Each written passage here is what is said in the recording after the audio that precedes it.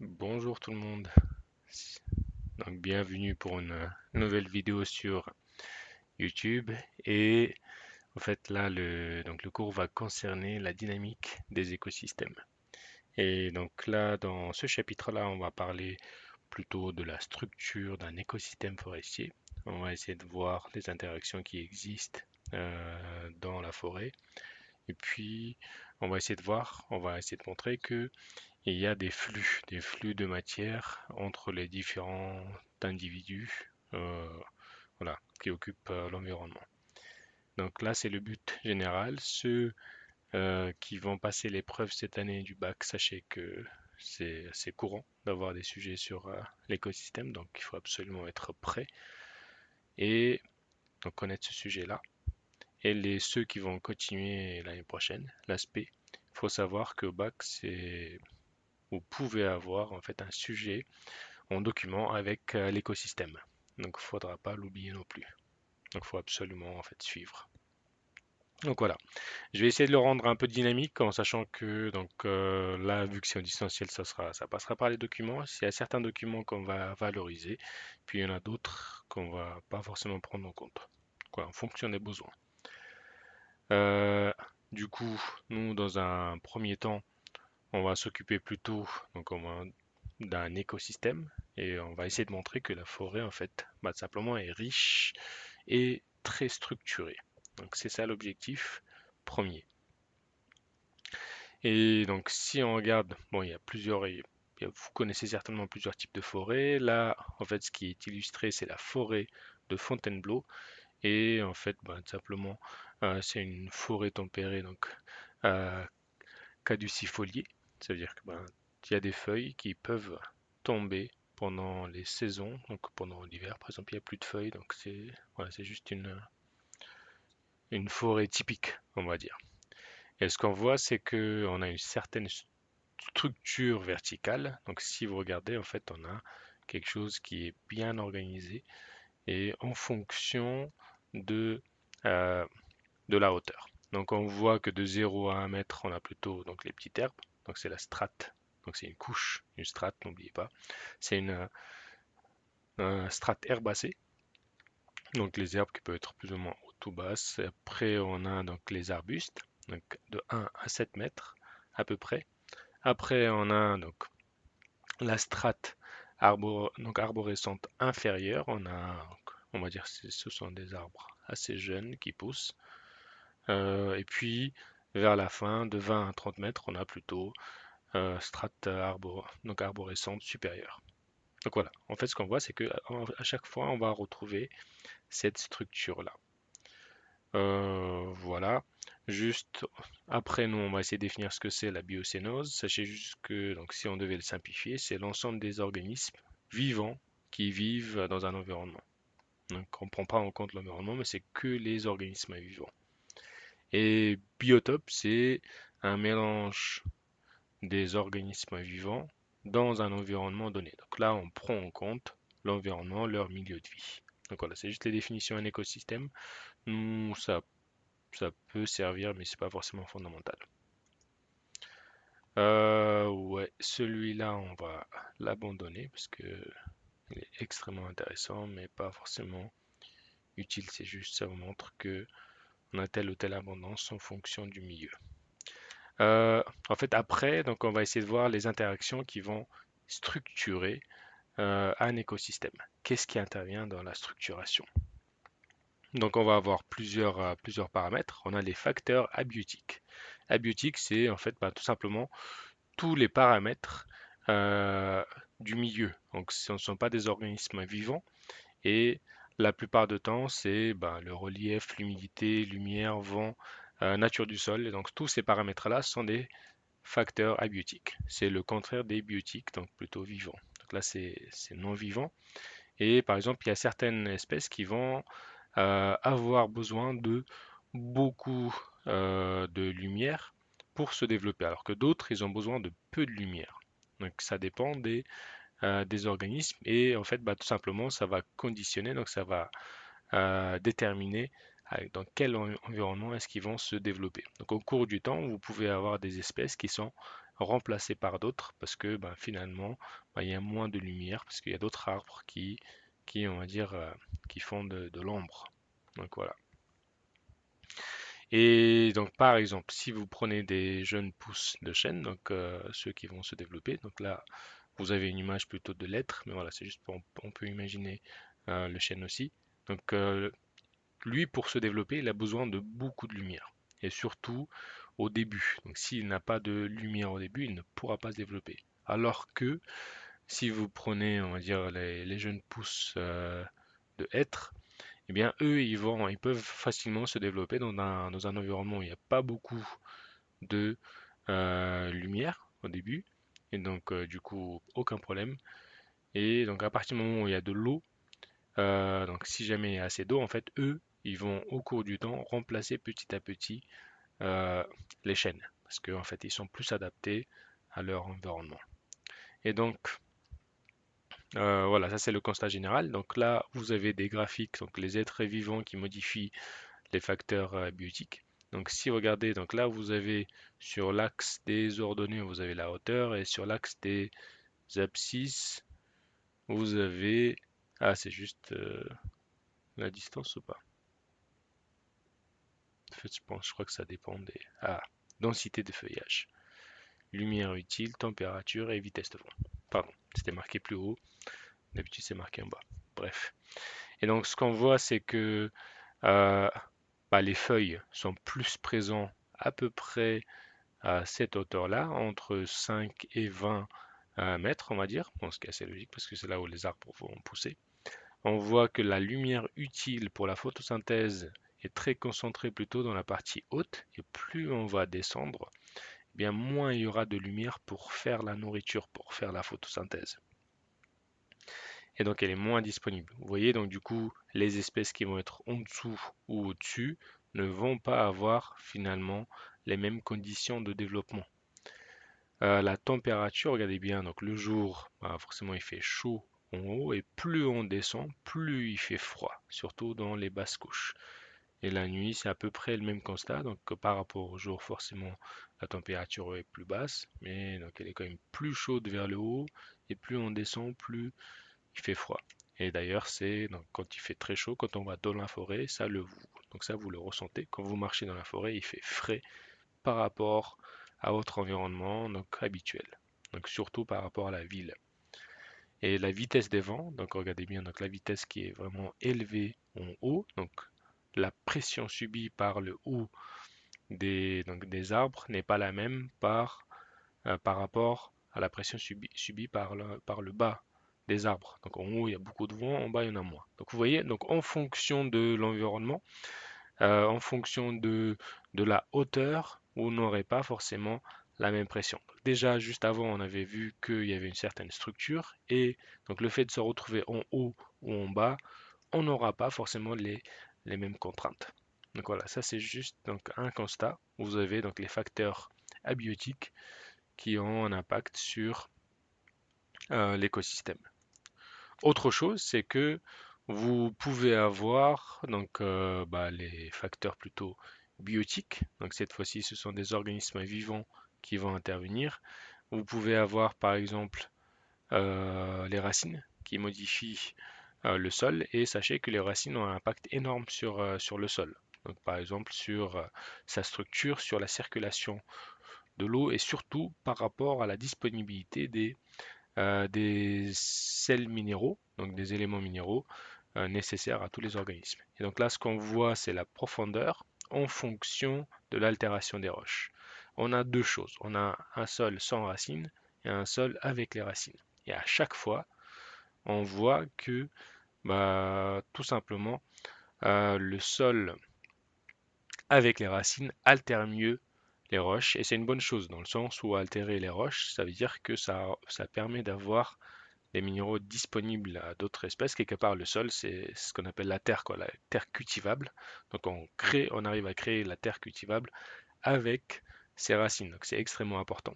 Autre chose, c'est que vous pouvez avoir des espèces ingénieurs, des espèces qui vont intervenir dans la modification de la structure de la forêt.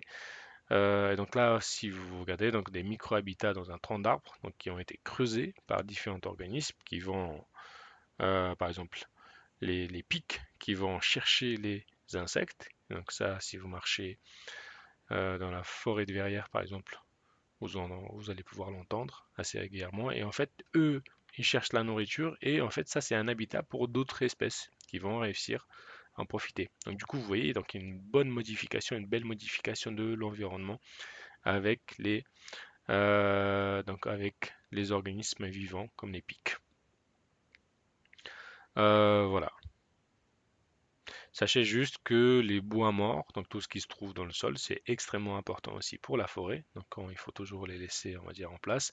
Et si un jour vous y passez et vous regardez sous un tronc d'arbre, bon, je pense que vous l'avez tous fait, mort, eh bien, euh, tronc d'arbre mort, eh bien, en dessous, il y a plein d'organismes qui interagissent, qui vivent, c'est leur maison et c'est tout à fait normal. Donc voilà. Donc on va commencer par des petites définitions et on va prendre une première définition. Ça, il faut le savoir, il faut absolument savoir. Et en fait, normalement, a priori, la définition, vous l'avez dans le cours que je vous ai donné. Donc un biotype, génial. Un biotope, ça correspond donc à un milieu de vie qui est délimité géographiquement, donc ça a une limite. Et en fait, il y a un certain nombre de conditions écologiques dedans. Donc les paramètres abiotiques, on va dire, température, humidité, l'ensoleillement, vent, ainsi de suite. Et ils sont la plupart du temps homogènes dans cet environnement. Et donc dans l'ensemble, ça permet de créer un écosystème. Donc dans le biotope, il y a le côté abiotique, donc du coup euh, le sol, les paramètres, on va dire, de l'environnement, il y a aussi les organismes. Biocénose, donc cette définition-là, je vous demanderai de la rajouter, donc mettre en pause si jamais ce n'est pas rajouté.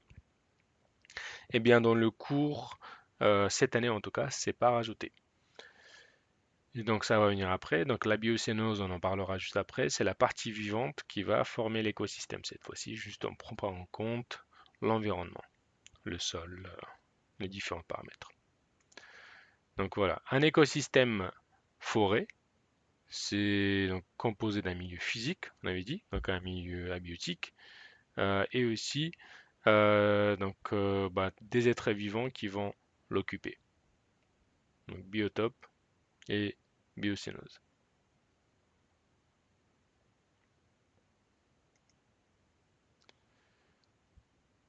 Donc les forêts se caractérisent par une forte structuration verticale. Donc on a une structure verticale qui se donc qui était bien visible, surtout on l'a vu dans les premières images. Juste je fais un aller-retour vite. Donc regardez bien, donc une belle structuration verticale.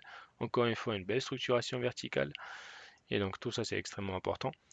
Euh, il y a plusieurs niveaux au-dessus du sol, ça on l'a vu. Donc bon, la première strate, c'est plutôt donc la partie où il y a l'herbe avec mousse, champignons et tout. Ça on n'a pas vu les mousses et les champignons, mais sachez que dans le sol, il y a les mousses et les champignons. Après, on peut avoir une strate avec donc strates herbacées, avec des petites herbes voilà, qui peuvent donc, qui peuvent avoir une hauteur plus ou moins élevée, donc jusqu'à 1 mètre. Après, on a les arbustes, 1 à 7 mètres, et puis à partir de là, on a plutôt une strate plutôt arborée avec des arbres. Donc voilà, dans l'ensemble c'est homogène et en fait on a donc un écosystème forestier où c'est surtout les forêts qui dominent. Donc après on peut en avoir d'autres où ce sont donc les buissons ou les arbres morts qui dominent. Et voilà, donc des fois on peut voir des lisières donc, qui délimitent les bordures extérieures. Juste il y a une chose qui me perturbe et ça je voudrais revenir dessus. Parce que donc, je ne sais plus ce que j'ai dit exactement par rapport à avant. Donc biotope, c'est en fait c'est un milieu, donc on va dire que c'est plutôt le côté non vivant de l'environnement. Je pense que ce serait beaucoup plus sûr et précis comme ça. Donc c'est la partie non vivante avec les différents paramètres physico-chimiques, donc le sol, température, humidité et tout. Et dessus, on va avoir la biocénose. Donc voilà, deux choses. On va avoir soit les organismes qui vivent dessus, soit le sol, les différents paramètres. Donc voilà, biotope, c'est plutôt la partie physique, on va dire, et biocénose, c'est la partie vivante. Autre chose, donc du coup, on revient donc à l'écosystème forestier. Donc bon, il est dominé par les arbres, ça c'est sûr.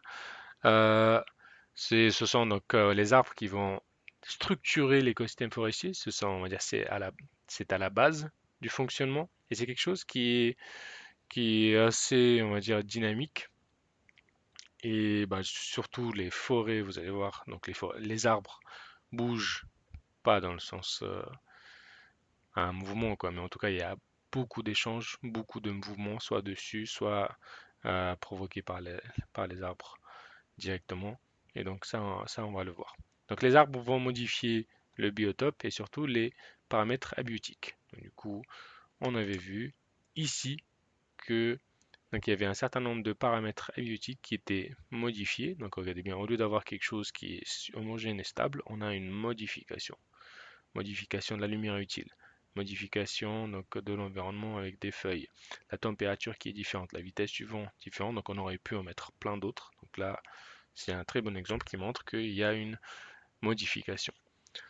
Ils influencent aussi la répartition de la biocénose, donc la présence des organismes vivants. Donc, à quel endroit se logeront les organismes vivants? Est-ce que c'est plutôt dans le sol? Est-ce que c'est plutôt donc, dans la partie haute, comme pour les oiseaux par exemple? On va avoir des espèces qui vont vivre sur les arbres, donc ça c'est donc plutôt dans cette partie-là. Et donc, donc ce sont les arbres qui influencent ça. Après, ils filtrent aussi la lumière qui pénètre dans le sol et ils vont réguler la température. Ça, on l'a vu. Donc, dans la forêt donc tempérée caducifoliée, donc on a des arbres qui perdent les feuilles en automne, on va avoir bah, les arbres qui vont participer aussi au contraste des conditions saisonnières. Donc ça, là, en ce moment, on voit que les arbres reprennent vie, il y a énormément de feuilles qui poussent d'un coup, et donc voilà. Donc il y a donc certains arbres qui vont être moins, euh, certaines espèces qui vont être moins tolérantes plutôt donc à l'ombre, et donc du coup eux, donc ces espèces-là, elles plutôt, vont devoir se développer en lisière de forêt. Et puis il y en a d'autres qui vont réussir à se développer parfaitement même s'ils n'ont pas beaucoup de lumière. Donc voilà, un constat général, donc un environnement avec des organismes qui vivent dessus, une bonne structuration, une belle structure imposée par les arbres, et ce sont les arbres, on va dire, dans un écosystème forestier qui sont les acteurs principaux. Donc juste dans ces chapitres-là, celui-là et le chapitre d'après, sachez qu'il peut y avoir des choses qui vous paraissent extrêmement logiques, parce qu'en fait c'est de la culture générale, et il y en a d'autres qui sont peut-être moins, euh, moins utiles. Mais en tout cas, biotope, la définition à connaître, biocénèse à connaître, l'écosystème à connaître, et puis le bilan, comme d'habitude, donc ça peut vous être demandé, donc il faut le connaître. Maintenant, on va passer aux relations dans cet écosystème. Il y a plusieurs types de relations. Donc là, on va commencer plutôt donc, par la compétition. Et en fait, la compétition, c'est quand on va chercher à exploiter les mêmes ressources ou le même espace. Donc ça dépend. Donc on peut avoir les mêmes espèces qui se battent pour les mêmes ressources, ou alors ça peut être plusieurs espèces qui essayent de d'avoir donc les ressources d'un environnement. Et donc du coup, c'est le plus fort qui gagne, et donc le plus, on va dire, efficace. Et en fait, bah, tout simplement, euh, on avait donc juste avant, par exemple, dit que l'être avait besoin d'ombre pour se développer, et en fait, surtout à stade adulte, il tolère bien le soleil. Alors que le chêne tolère le soleil donc au stade juvénile, et il a besoin d'un fort éclairement au stade adulte. Donc ce qu'on voit, c'est que donc ça c'est juste un constat. Ce qu'on voit ici, on a donc une chaînée, et ici on a une lettrée. Donc bah, du coup, les forêts composées de l'un ou de l'autre. Donc les conditions du sol dans lesquelles les chênes et les êtres peuvent se développer.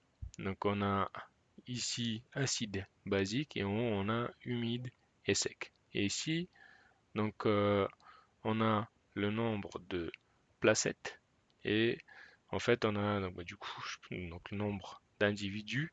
Ce qu'on voit, c'est que le nombre d'individus qui peut être faible ou élevé en fonction de la couleur. Donc, vous voyez, la répartition déjà n'est pas la même entre les deux espèces. Les deux espèces n'ont pas forcément les mêmes, on va dire, adaptations à la contrainte. Ce qu'on voit, c'est que majoritairement, par exemple, si on prend le nombre de placettes élevé, qui est plutôt bleu, bleu, rose, eh bien, on est sur donc des conditions plutôt humides et plutôt acides. Alors que pour les placettes, pour la partie qui concerne les chaînés, eh bien, on a un environnement plutôt sec et bon, toujours acide, c'est vrai. Donc, ce qui change en fait, c'est le milieu. En fonction du milieu, vous allez avoir une répartition différente. Et donc les deux aussi sont en compétition. Donc même s'il y a des petites différences, on peut voir aussi que c'est à peu près dans ces conditions-là qu'ils se développent. Et donc bah, du coup, s'ils sont sur un environnement précis, ils vont se battre pour cet environnement. Et donc ici, ils ont fait un test, ils ont regardé la croissance de chaînes enchaînées, donc qui est la forêt en queue avec des chaînes, et ou plutôt en euh, étré.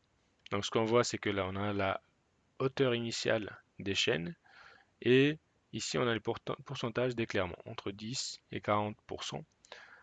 Si jamais vous les faites, donc si vous les mettez dans une chaînée, eh bien, ce qu'on voit, c'est qu'on a un certain développement et puis bah, tout simplement donc une certaine croissance. Donc par exemple là, on passe de 40 à 110 et là de 40 à 160. Donc là, ce qui changeait, c'était la hauteur initiale. Bref. Donc ça, c'est quelque chose qui est donc la valeur finale, la hauteur finale. Ce qu'on voit, c'est qu'on a un bon développement. Ça va être notre témoin. Donc si vous prenez les chaînes et vous les mettez dans une étrée, donc bah, du coup là, on a vu que c'était plutôt en compétition pour la même chose. Ce qu'on voit, c'est que euh, il se développe dans l'ensemble, en tout cas, il se développe moins bien. Surtout si vous avez pris quelque chose donc, qui est assez petit. Donc vous voyez les chaînes de 35 cm, si vous le mettez dans, euh, dans une étrée, il y a un mauvais développement. En gros, ce qu'on veut dire par là, donc à travers ces documents, ce qu'on voit, c'est que déjà, première chose, c'est que les deux arbres vivent à peu près dans les mêmes conditions, mais si vous les mettez ensemble, ce sont plutôt les êtres qui prennent le dessus parce qu'ils sont plus adaptés, plus compétitifs. Donc voilà, ça c'est la compétition. Vous pouvez avoir aussi du parasitisme. Donc il y a certains insectes qui vont pondre sur les arbres ou alors surtout dans des organes ciblés. Sur la plupart du temps, c'est le fruit ou la graine, ou ça peut être aussi le bourgeon, fleurs, bon, ainsi de suite. Vous pouvez avoir donc des larves qui sont déposées. Après, ce qui est génial, c'est que dedans, ils peuvent donc manger leur nourriture et se développer. Donc, c'est un environnement qui est parfait pour les insectes, mais ça n'arrange pas trop les arbres. Donc ici, on a sur l'image une gale qu'on appelle donc une pomme de chêne. Donc ça montre clairement que l'arbre a été parasité.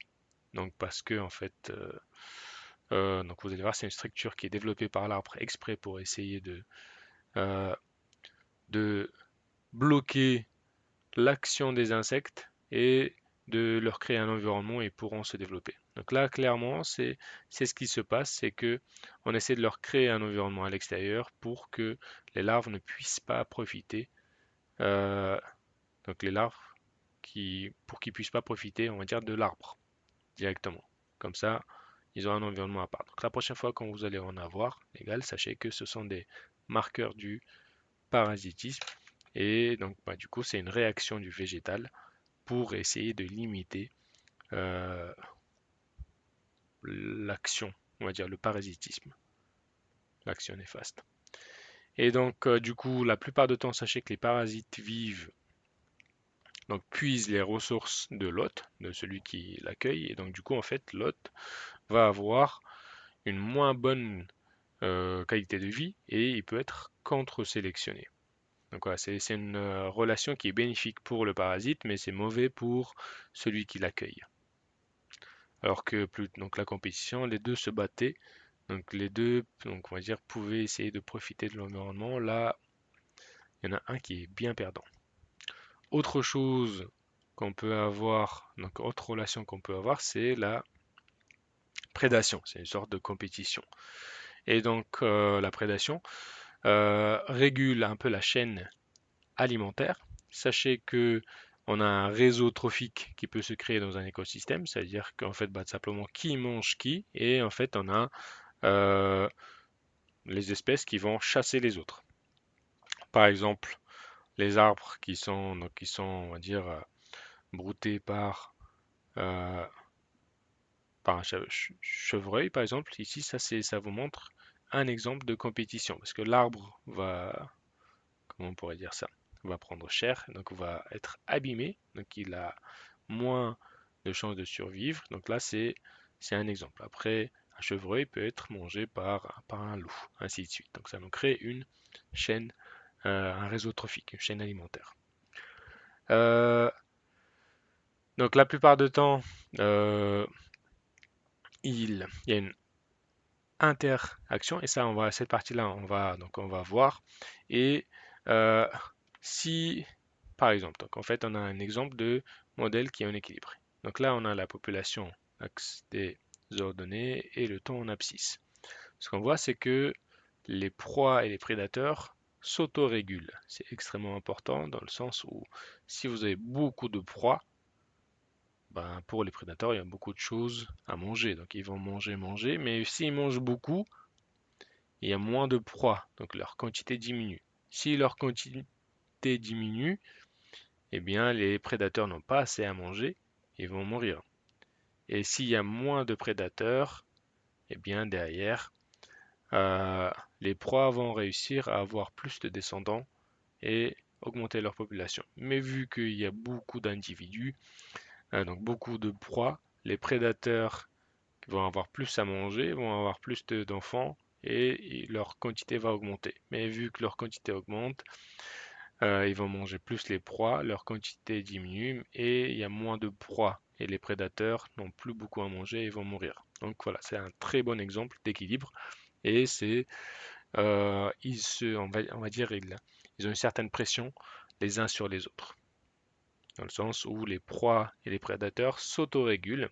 Et il y a plein d'exemples comme ça. Voilà, voilà, voilà. Et donc, l'histoire de abrutissement dû à un chevreuil, ça, on l'avait dit. En fait, bah, simplement sachez que c'est considéré comme étant une sorte de prédation. Donc, c'est le chevreuil qui va donc, chasser.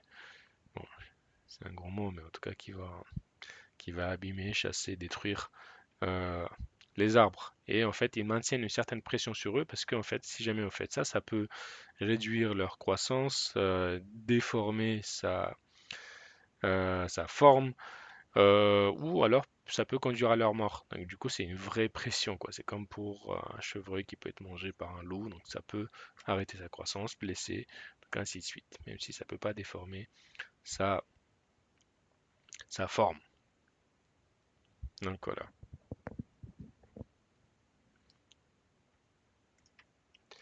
Et donc là, ce qu'on va avoir,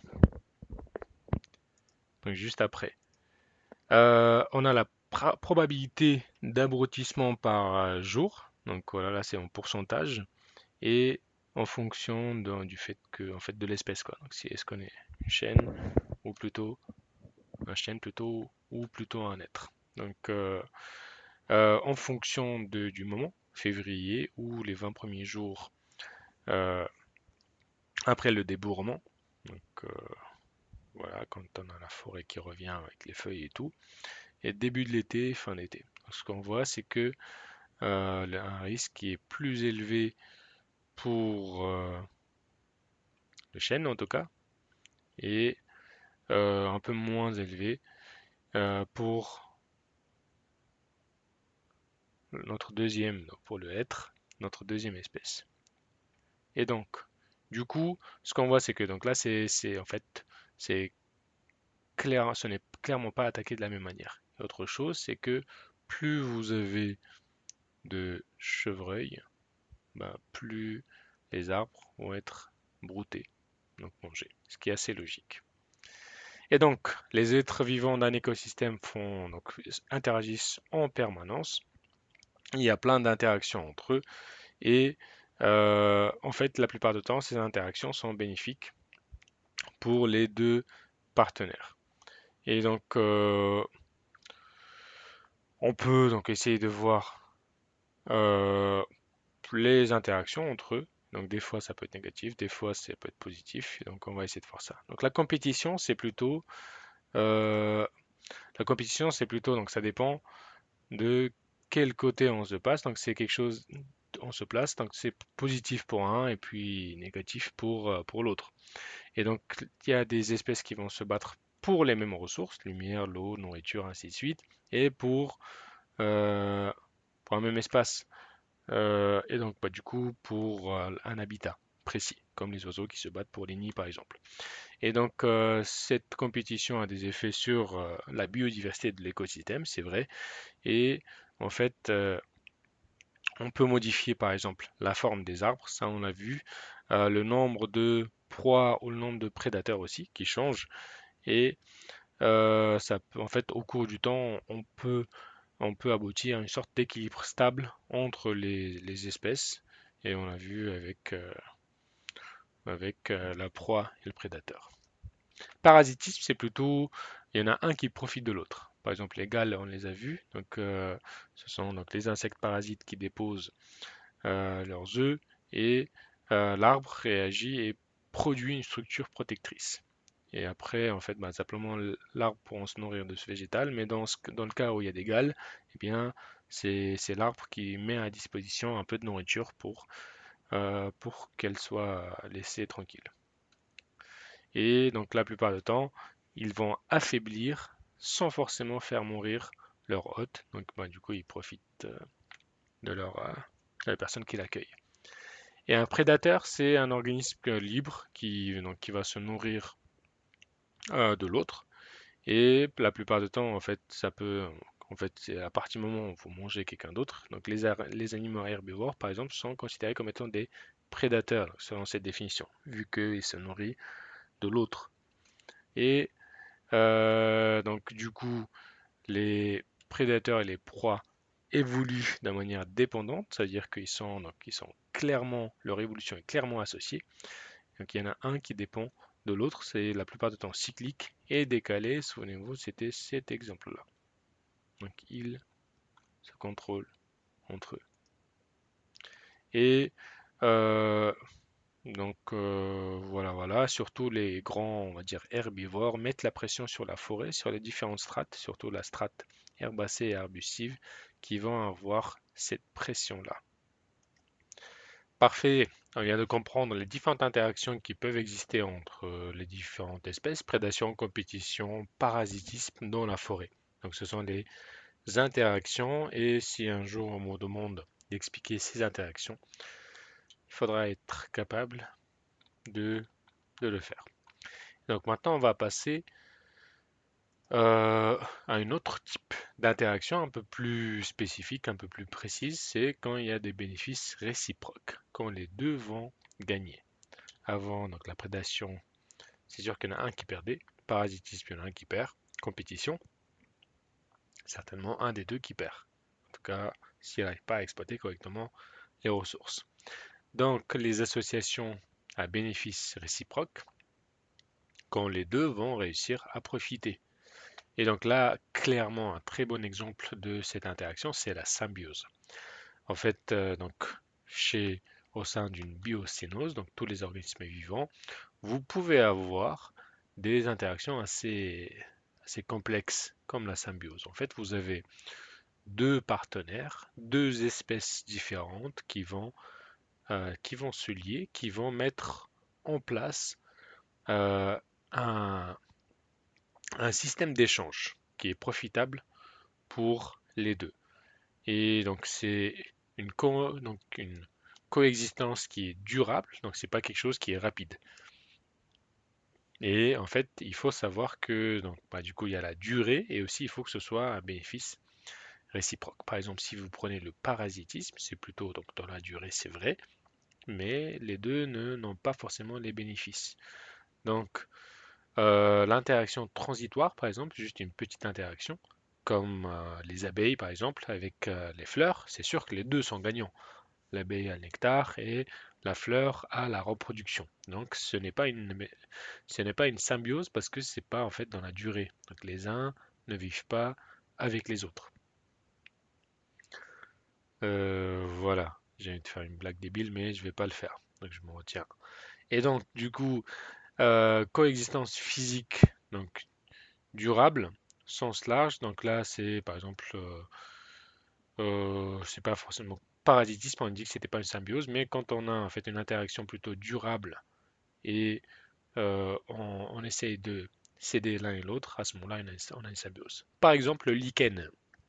Les lichens, il y en a partout. Si vous regardez sur les arbres, ça, vous allez voir, cette espèce-là, en fait, c'est un mélange de champignons et d'algues. Et les deux sont gagnants parce que le champignon a la nourriture grâce à la photosynthèse des algues. Et les algues ont les sels minéraux qu'ils ne peuvent pas prélever seuls, apportés par le champignon. Donc les deux sont gagnants et c'est, vous voyez, une espèce, ben, si on la regarde en direct, c'est une seule espèce, mais sachez que c'est composé de deux espèces. Il y a des champignons et des algues dedans. La partie verte, c'est des algues, les champignons, c'est plutôt des tubes. Et ce qui reste en terminale, on va le voir l'année prochaine. Euh, donc, dans la forêt, il y a énormément d'interactions. Donc là, par exemple, ici, donc on a plutôt la surface visible et en dessous, en fait, il y a beaucoup d'interactions. Vous voyez, il y a énormément de choses qui circulent. Il y a beaucoup d'espèces qui vont interagir et la plupart du temps, un arbre, par exemple, va interagir avec plusieurs espèces de champignons. Les plus connus, l'interaction la plus connue, c'est plutôt euh, la mycorhize. La mycorhize, donc ça vient de muquès, champignon et rhiza, la racine. Donc du coup, en fait, c'est une interaction entre champignon et la racine de l'arbre. Donc là, les deux sont gagnants aussi. Donc les deux sont gagnants parce que l'arbre a quoi? A beaucoup plus d'eau et de sels minéraux parce que les champignons peuvent aller très loin, beaucoup plus loin que les arbres. Et donc bah, du coup peuvent aller chercher de l'eau et des sels minéraux beaucoup plus loin. Donc ils vont gagner quelque chose, c'est du business quoi.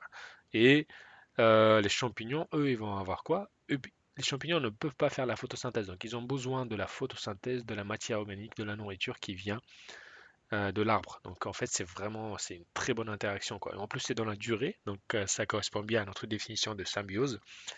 Et sachez que les arbres qui vivent en symbiose avec un certain nombre de champignons, la plupart du temps, ont une meilleure survie et un meilleur développement. Donc ça, c'est un constat. Après, les mycorhizes peuvent être différents types. Donc il y en a en fait qui vont vraiment rentrer et créer un réseau intérieur. Il y en a d'autres qui vont bah, simplement vont être limités dans une petite poche comme celle-là. Donc voilà. Les caractéristiques des symbioses mycorhiziennes, est-ce qu'il y a des choses importantes? Je pense pas. C'est juste en fait. Ah oui, bah, en fait, ectomycorhize et endomycorhize, la seule différence c'est quoi? C'est que ecto, c'est que on reste à l'extérieur, alors que endo, on leur crée une zone, donc bah, du coup une cellule spécifique qui va euh, s- accueillir l'organisme étranger. Parce que le problème c'est quoi? C'est que si vous laissez quelqu'un entrer dans votre corps, eh bien il peut un jour se transformer en organisme pathogène capable de déclencher donc des maladies. Donc du coup il peut en profiter. Donc il peut devenir un parasite. Donc il faut absolument qu'il soit contrôlé et limité. Et donc voilà. Après, c'est pas forcément, il n'y a pas forcément que les mycorhizes, il n'y a pas que les champignons qui sont en symbiose avec les plantes. Vous pouvez aussi avoir des bactéries qui vont prélever de l'azote. Ça, on va le voir aussi après, l'année prochaine. Ça, on l'a fait. Donc sachez juste que en quoi est-ce que c'est bénéfique pour les deux. Donc là, par exemple, si on prend donc le survie euh, d'un certain nombre d'arbres en présence ou absence des mycorhizes. Donc ce qu'on voit ici, donc ils ont mis l'arbre et non, pardon, ils ont mis ici à gauche les champignons mycorhiziens avec l'arbre, avec le pathogène en même temps. Ça veut dire quoi? Ça veut dire bah, tout simplement l'arbre n'a pas eu le temps de se préparer pour se défendre. Et donc ça veut dire que le parasite va réussir à rapidement attaquer l'arbre et va réduire sa survie. En revanche, ici, ce qu'on voit, c'est que donc à droite, on a les champignons mycorhiziens qui sont ajoutés 6 mois avant de mettre l'organisme pathogène, donc celui qui va diminuer sa vie.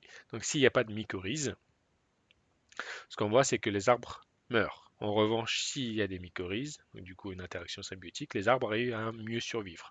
Donc le constat, c'est quoi? C'est que tout simplement, les mycorhizes protègent aussi les arbres des infections pathogènes contre les autres bon, espèces, quoi. Donc du coup, c'est un point positif énorme pour l'arbre. Donc il a plus intérêt à s'associer. Donc voilà, donc la survie qui est plus élevée si vous avez les mycorhizes. Et s'il n'y a pas de mycorhizes, eh bien la survie diminue au cours du temps. Donc les échanges entre les deux partenaires, donc le végétal fait la photosynthèse, fait des sucres, et les sucres peuvent aller aux champignons. Donc, vous voyez, c'est plutôt dans ce sens-là. Donc il y a une seule flèche, et sachez que c'est quelque chose qui est très bien, parce qu'en fait on pourrait se croire que, on pourrait se dire que il y a trop de flèches qui vont vers l'arbre, il y en a un qui profite plus de l'autre, et en fait c'est pas vrai, parce que les glucides c'est extrêmement important. Donc après on a l'eau et les sels minéraux qui vont du champignon vers le végétal, donc c'est un bon échange.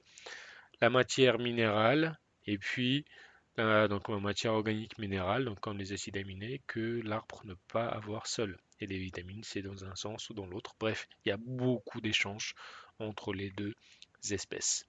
Donc la symbiose, c'est une relation qui désigne donc une association durable à bénéfice réciproque, les deux sont gagnants.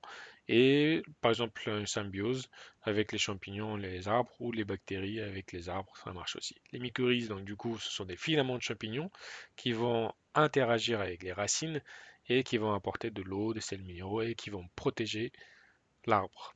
Et euh, donc du coup, l'arbre donne quoi en échange? Donc du coup, c'est un commerce équitable, on va dire. Et euh, l'arbre va leur donner de la matière organique, les sucres, les glucides, la nourriture. Et donc certaines bactéries, par exemple, peuvent faciliter l'assimilation des molécules azotées, du diazote. Petit aparté très rapide, l'azote est bien présent dans notre corps, dans l'ADN, dans les protéines et tout, mais euh, il n'est pas très présent dans le sol et surtout, en fait, l'azote est présent dans l'air. Dans l'air, en fait, il est présent sous forme de diazote et le diazote n'est pas utilisable par les plantes. Donc, on a besoin d'un outil et l'outil, c'est la bactérie qui sait le faire, qui sait casser le 2 azote, le diazote, en deux atomes d'azote. Bon, pas forcément atomes parce qu'après, ça se transforme en NH4. Bref, donc du coup, voilà. Donc, c'est une interaction positive. Cool. Donc on vient de comprendre plutôt les interactions à bénéfice réciproque. On a compris les interactions, différents types d'interactions de compétition dans la forêt. On avait compris sa structure et on avance petit à petit. Et donc voilà. L'organisation trophique d'un écosystème forestier. En fait, dans la forêt, vous allez avoir plusieurs espèces qui interagissent. Il y a celles qu'on voit vers la surface avec la photosynthèse faite par les feuilles des arbres.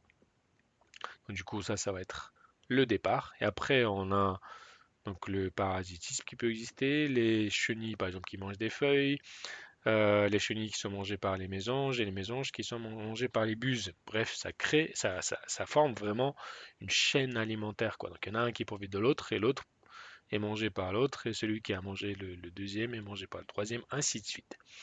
Et aussi, il y a quelque chose qu'on ne voit pas, c'est plutôt dans le sol. Donc il y a la symbiose, comme on vient de voir avec les mycorhizes et tout, mais vous avez énormément d'organismes qu'on appelle les décomposeurs. Il y a beaucoup d'organismes dans le sol qui décomposent la matière morte. C'est leur nourriture, c'est leur métier. Et donc du coup, ils vont faire quoi? Ils vont enrichir le milieu avec un certain nombre de matières minérales comme le sodium, potassium, calcium, phosphore, magnésium, bref, tout ce qui est utile pour les autres. Donc du coup, heureusement qu'ils sont présents aussi. Donc un réseau trophique, voilà. Donc en fait, tout simplement, c'est le fait d'étudier qui mange qui. Donc là, il y a une petite vidéo. Donc à la base, on a les végétaux. Si vous enlevez ça, eh bien tous ceux qui devaient donc les manger disparaîtront. Donc là, ce sont les végétaux au départ. Là, vous avez, on dirait plutôt les graines, et je peux pas mettre en plein écran malheureusement. Et donc, si jamais vous enlevez ça, vous allez voir voilà, l'écureuil qui va disparaître. Si l'écureuil disparaît, le renard aura moins à manger. Si le serpent disparaît, les grenouilles, les souris vont être extrêmement contentes, mais bon, ça va un peu vite là. Donc, mais l'oiseau, on va dire, ne sera pas content si le serpent disparaît. Bref, en fait, tout le monde interagit avec tout le monde. C'est extrêmement important d'avoir tout le monde. C'est pour ça que quand vous virez un, ça devient complexe. C'est ça l'idée de cette diapositive, c'est de vous dire que finalement, chaque animal aura sa place. C'est pour ça, en fait, quand vous introduisez une nouvelle espèce, ça peut tout perturber. Ou alors vous en enlevez une, ça peut tout perturber. C'est ça l'idée. Donc voilà, ça, c'est à connaître. Donc cette pyramide est absolument à connaître. On a plusieurs niveaux. Donc sachez que dans le sol, on a les décomposeurs. On ne va pas trop en parler. En tout cas, ce n'est pas eux qui sont à la base. À la base de la chaîne, ce sont les producteurs primaires, ceux qui vont faire de la photosynthèse. Dans les océans, c'est un peu pareil, c'est le phytoplancton qui est la base de toute la chaîne alimentaire. Là, chez nous, ce sont les végétaux qui sont à la base de tout. Si vous enlevez les végétaux, tout le monde disparaît. Ok, donc du coup, ils sont extrêmement importants et c'est la base. Donc du coup, ce sont les producteurs primaires. Après, on peut avoir les consommateurs primaires, les consommateurs secondaires, les consommateurs tertiaires. La plupart du temps, il y en a trois. euh, donc c'est rare qu'on aille plus haut. Sachez que l'homme est au-dessus de tout parce qu'en fait on consomme tout.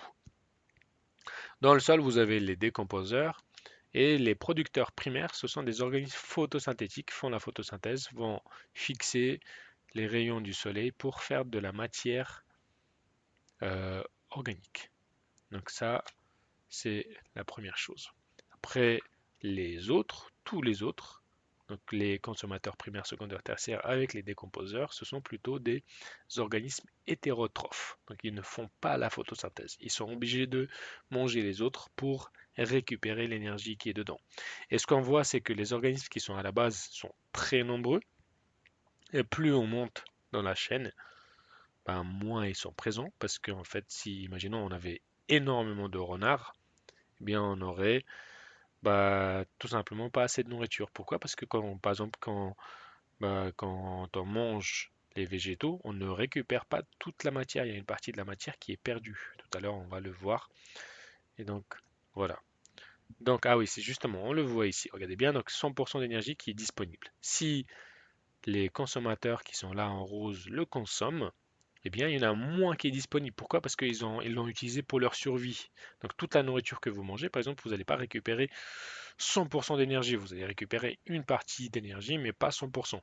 Et à chaque chaîne, c'est comme ça. Donc, plus on monte, plus on a, moins on a euh, d'énergie disponible. Par exemple, quand vous mangez 1 kg de steak, pour faire 1 kg de steak, on a donné à la vache énormément de végétaux, beaucoup plus que l'équivalent de 1 kg. Donc vous, ce que vous allez récupérer dans le kilo de steak, c'est un petit bout, parce qu'en même temps, vous allez utiliser donc pour, je sais pas, pour votre quotidien, pour apprendre dans la cour des SVT, ainsi de suite, donc de l'énergie. Et imaginons s'il y avait un dinosaure qui pourrait potentiellement vous manger, eh bien lui, il aurait que ce que vous avez mis en réserve. Tout ce que vous avez utilisé, ce ne serait pas disponible pour lui. Donc il serait dégoûté. Donc voilà. Donc, en tout cas, sachez qu'en fonction de l'étage, on a de moins en moins d'énergie qui est disponible parce qu'on ne récupère pas tout, le rendement n'est pas efficace à 100%. Voilà, donc du coup, en fait, un écosystème est parcouru d'un flux de matière. Donc la matière va circuler. Donc on a la photosynthèse, on avait dit, qui permet de fixer le CO2 et les sels minéraux. Après, donc ça nous permet de faire des producteurs primaires. Les producteurs primaires qui sont mangés par les consommateurs primaires, il y en a une partie qui va mourir, qui va être décomposée par les décomposeurs. Après, les consommateurs primaires sont mangés par les consommateurs secondaires, ainsi de suite. Et à chaque fois, ça libère du CO2. Mais tout ça, en même temps, ça nous permet de faire de la respiration et des fermentations. Donc du coup, on perd du CO2 aussi.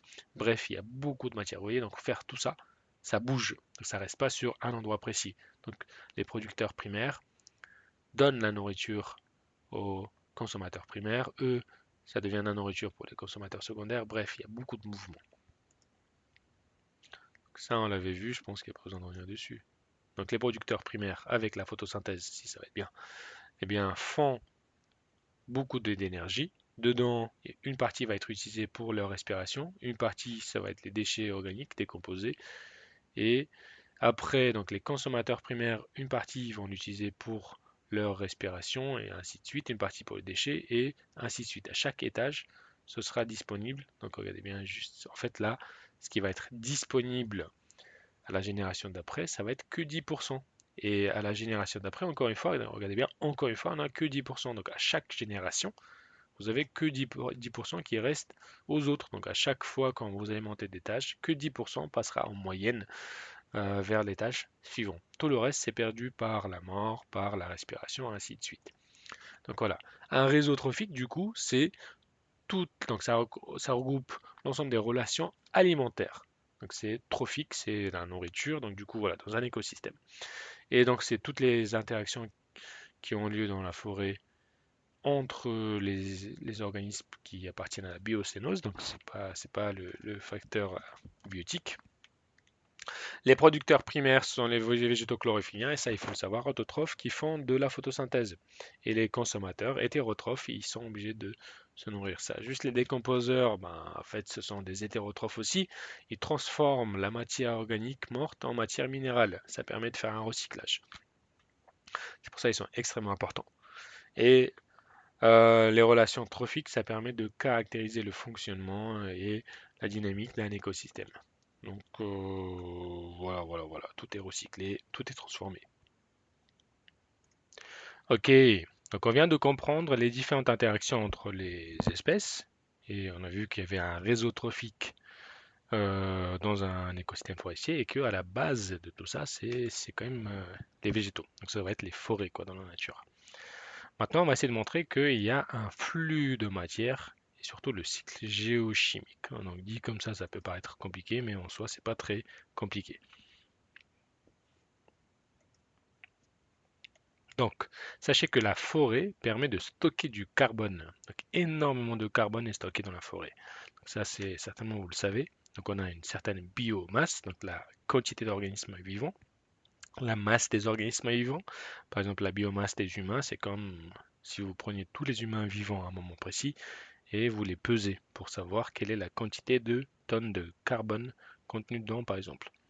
Donc, un stock de carbone, donc du coup, c'est là où il y a un réservoir en moyenne donc, de 150 tonnes par hectare dans les forêts en France, en sachant qu'on peut atteindre jusqu'à 240 tonnes de euh, carbone par hectare dans une forêt libre. Donc, du coup, libre, c'est celle qui n'est pas régulée par l'homme. On va voir dans le chapitre 2 que la forêt est très régulée. Donc voilà. Comment est-ce que ça se répartit? Majoritairement, le carbone, donc du coup c'est dans le sol, c'est tous les organismes vivants. Sachez que les organismes vivants ont beaucoup de carbone à l'intérieur. Donc si vous prenez un ver de terre, il y a énormément de carbone. Donc vous prenez tous les vers de terre et vous comptez tout leur carbone. Et vous, en même temps, vous ajoutez les insectes. En même temps, vous ajoutez les troncs d'arbres morts. Bref. Donc, du coup, ça vous fait quand même la moitié de tout le carbone stocké, c'est dans le sol. On ne le voit pas. Nous, on voit que la surface. Tout à l'heure, on verra que si vous enlevez la surface, vous enlevez le sol aussi. Bref, donc les feuilles, c'est à peu près 2%, c'est pas beaucoup. Les troncs d'arbres, vous voyez, c'est quand même pas mal. 32% dans les troncs d'arbres, bah, c'est très riche en carbone. Donc voilà, les racines 7%, bois mort c'est 2%, litière c'est 5,5. Bref, donc ça c'est la répartition normale. Après, en fait, un flux, c'est quand il y a un déplacement. Donc on a vu le flux géothermique quand il y avait un déplacement de chaleur en géologie. Là, par exemple, le fait de prendre du CO2 dans l'atmosphère et de le mettre dans la feuille, c'est un déplacement. Donc il est passé de là, de l'air, à la feuille. Donc, du coup, il y a eu un déplacement. Hmm. Et ce déplacement, on le fait grâce à la photosynthèse. C'est la photosynthèse qui permet donc, de capter le CO2. Mais le problème, c'est que, imaginons, vous êtes ici donc en train de voir le flux de carbone en fonction de l'âge d'une forêt. Donc forcément, au début, il y a plein de carbone qui est fixé, au cours du temps, ça diminue. Mais sachez qu'il y a un paramètre qui vous permet de savoir réellement la quantité qui est fixée. Parce que c'est comme un salaire. Imaginons, je vous dis, vous allez être payé 3000 euros brut à la fin du mois. En fait, vous savez que vous n'allez pas récupérer 3000 euros brut. Donc, ce que vous allez récupérer, c'est plutôt la partie qui vous reste après avoir payé les impôts.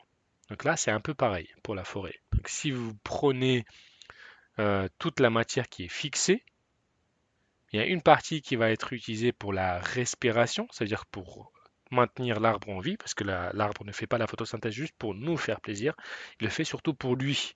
Donc du coup, en fait, ce qu'il va utiliser pour survivre, pour respirer, pour faire des fleurs, pour faire la reproduction, pour faire des feuilles, donc tout ça, en fait, ça va lui consommer de l'énergie. Donc ça va, en fait, ça sera de la matière utilisée par la plante. Donc du coup, en fait, la production primaire brute, c'est plutôt ici. Et donc, vous voyez la respiration, après avoir respiré.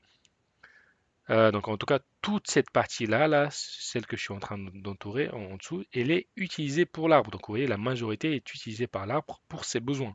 Donc, entre ce qu'elle a fabriqué et elle a utilisé pour ses besoins, il y a cette partie verte. La partie verte, c'est la production primaire nette. C'est celle qui est disponible, c'est-à-dire c'est celle qui est fixée, c'est celle qui est récupérée de l'atmosphère et placée dans l'arbre. Donc si je reprends, il y a celle qu'on réalise, celle qu'on fabrique, donc ça c'est notre salaire brut, celle qu'on utilise donc, pour les besoins de l'arbre, donc ça ce sont les impôts et tout, et vous avez ce qui reste. Donc ce qui reste, c'est ce qui n'a pas été consommé dans la respiration. Donc du coup, ça c'est la marge. Et au cours du temps, ça diminue, c'est vrai, mais sachez que même dans une forêt vieille, donc on a tendance à dire qu'une vieille forêt c'est plutôt nul et ça émet beaucoup de CO2, c'est pas forcément vrai. Donc là, on a quelque chose qui reste quand même ça reste quand même un bilan positif. Comme vous voyez, on continue à fixer du CO2 vers la fin. C'est sûr que c'est moins que au début. Donc voilà. Donc ici, vous avez donc un exemple de bilan d'échange de carbone en millions de tonnes par an dans un pays de l'Union européenne. Et sachez juste que on a la photosynthèse qui permet de capter le CO2. Vous voyez, donc en fait, c'est des flux, c'est des mouvements de CO2. Donc là, on le capte. Il y a une partie qui va partir avec les feux de forêt, décomposition de la lignine par les organismes vivants, donc des décomposeurs plutôt bactériens, quoi. Là, on a des décomposeurs en général, donc vous voyez, qui va émettre, et puis on a quelque chose qui est énorme, donc des émissions fossiles. Et ça, c'est plutôt notre activité à nous, en fonction de nos besoins. Mais en tout cas, donc avant, si vous enlevez ça, tout ça c'était en équilibre. Donc c'est en équilibre, ça marche tout seul. Vous rajoutez ça, donc vous nous rajoutez. On a tendance à perturber le cycle, on a tendance à rejeter beaucoup de CO2, énormément de CO2. Et la forêt, ça permet de capter, donc en sachant qu'on a une croissance, donc on a un accroissement de 3,4% de forêt chaque année. En fait, on récupère on récupère à près 12 millions de tonnes de carbone chaque année avec la forêt. Le problème, c'est que pour nos activités, on émet 94,5 millions de tonnes de carbone. Bon, voilà, c'est peu. C'est peu, je veux dire, ce qui est capté par la forêt. Et ce qu'on émet est énorme. Et donc l'impact de la gestion sur la forêt aussi, donc ça peut perturber les puits de carbone. Donc si on utilise le bois pour faire des meubles qui vont durer des siècles, c'est parfait. Par contre, les meubles Ikea qui vont être jetés sur une génération, c'est moyen. Du coup, c'est pas bon pour le carbone parce qu'en fait, ça va se retrouver où? Ce sera pas forcément recyclé, donc du coup, on va le brûler et ça va se retrouver dans l'atmosphère. Donc ça, c'est moyen. Coupe excessive, ça tue la forêt. Donc, clairement, donc du coup, si vous enlevez tout ça, vous tuez aussi les décomposeurs, donc vous émettez énormément de CO2. Nettoyage de la forêt, donc là, vous voyez, la forêt est belle. On dirait qu'on a trop envie de marcher dedans, mais c'est absolument pas naturel. Donc le nettoyage là, comme ça, c'est moyen. Donc si vous enlevez le bois mort, en fait, c'est extrêmement moyen parce que bah, le bois mort, il aurait pu être décomposé pendant des années, donc ça aurait été quand même un stock de CO2. Et aussi, euh, donc du coup, en fait, tous ces points qui permettent de perturber le cycle de carbone naturel. Donc, sachez, donc l'idée générale, c'est de vous dire qu'il y a des flux de carbone, surtout la forêt, ça participe énormément à ce flux. La forêt permet de capter le CO2 et de le déplacer. Donc ça c'est bon. Donc la biomasse, c'est quoi? C'est la masse de tous les êtres vivants d'un écosystème. Et donc ça regroupe donc, le niveau trophique, ça on avait dit. On peut estimer sa biomasse, donc on peut prendre une petite parcelle, mesurer la biomasse et puis la multiplier par la surface totale. La biomasse, du coup, c'est une description statique, c'est-à-dire que c'est à un moment précis et au cours du temps, sachant qu'au cours du temps, ça peut changer. Et vous avez donc des compartiments, donc vous n'avez pas forcément, donc vous avez, en fait, tous les compartiments d'une forêt ne sont pas indépendants, donc ils sont vraiment liés. Tout le monde est lié, tout le monde travaille ensemble et tout le monde avance en même temps. Et donc il y a un flux de matière. Donc on a vu que le CO2 qui est passé dans l'arbre, l'arbre passait le carbone aux consommateurs primaires, secondaires, ainsi de suite. Donc il y a un mouvement, donc il y a beaucoup de choses qui bougent, l'eau, l'azote, et donc c'est quelque chose qui est extrêmement dynamique. Donc il se passe plein de choses que nous on ne voit pas. Donc l'entrée du CO2 dans un écosystème, c'est dû à l'assimilation du CO2 par les végétaux. Donc c'est la photosynthèse qui permet de capter le CO2. Et en fait, on va en libérer avec la respiration. Et comme je vous ai dit, on est plutôt en équilibre en général, sauf si vous rajoutez l'homme. Et donc du coup, euh, l'entrée et la sortie du, de CO2, on va dire si vous faites un bilan, en fait, vous pourrez savoir si c'est un puits ou une source. Donc juste pour faire la nuance.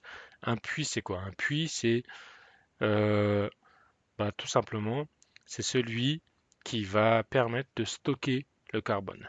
Et une source, c'est celui qui va permettre de libérer, donc source, je sais pas, d'eau douce, quoi. Donc ça permet de libérer de l'eau. Et un puits, ça permet de stocker. Donc ça dépendra aussi de l'âge, de est-ce que vous avez en fait une forêt en bonne santé, est-ce que c'est une nouvelle forêt qui vient d'être plantée, ou plutôt une vieille.